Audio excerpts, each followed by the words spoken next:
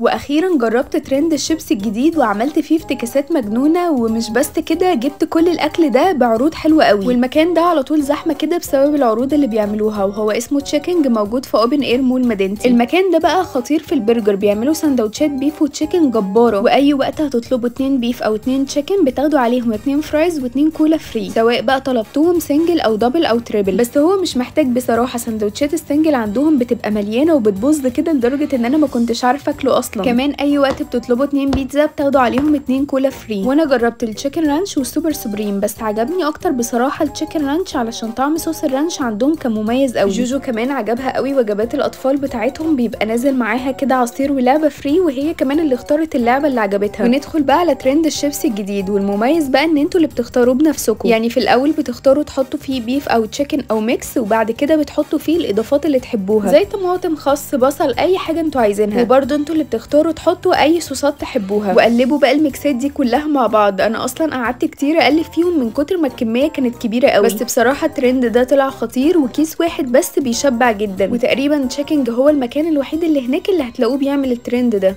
واخيرا جربت ترند الشيبسي الجديد وعملت فيه افتكاسات مجنونه، ومش بس كده جبت كل الاكل ده بعروض حلوه قوي. والمكان ده على طول زحمه كده بسبب العروض اللي بيعملوها، وهو اسمه تشيكنج موجود في اوبن اير مول مدينتي. المكان ده بقى خطير في البرجر، بيعملوا سندوتشات بيف وتشيكن جباره، واي وقت هتطلبوا 2 بيف او 2 تشيكن بتاخدوا عليهم 2 فرايز و2 كولا فري، سواء بقى طلبتوهم سنجل او دبل او تريبل. بس هو مش محتاج بصراحه، سندوتشات السنجل عندهم بتبقى مليانه وبتبوظ كده لدرجه ان انا ما كنتش عارفه اكله اصلا. كمان اي وقت بتطلبوا 2 بيتزا بتاخدوا عليهم 2 كولا فري. وانا جربت التشيكن رانش والسوبر سوبريم، بس عجبني اكتر بصراحه التشيكن رانش علشان طعم صوص الرانش عندهم كان مميز قوي. جوجو كمان عجبها قوي وجبات الاطفال بتاعتهم، بيبقى نازل معاها كده عصير ولعبه فري، وهي كمان اللي اختارت اللعبه اللي عجبتها. وندخل بقى على ترند الشيبسي الجديد، والمميز بقى ان انتوا اللي بتختاروه بنفسكم. يعني في الاول بتختاروا تحطوا فيه بيف او تشيكن او ميكس، وبعد كده بتحطوا فيه الاضافات اللي تحبوها زي طماطم، خس، بصل، اي حاجه انتوا عايزينها. وبرده انتوا اللي بتختاروا تحطوا اي صوصات تحبوها، وقلبوا بقى الميكسات دي كلها مع بعض. انا اصلا قعدت كتير اقلب فيهم من كتر ما الكميه كانت كبيره قوي. بس بصراحه الترند ده طلع خطير، وكيس واحد بس بيشبع جدا. وتقريبا تشيكنج هو المكان الوحيد اللي هناك اللي هتلاقوه بيعمل الترند ده.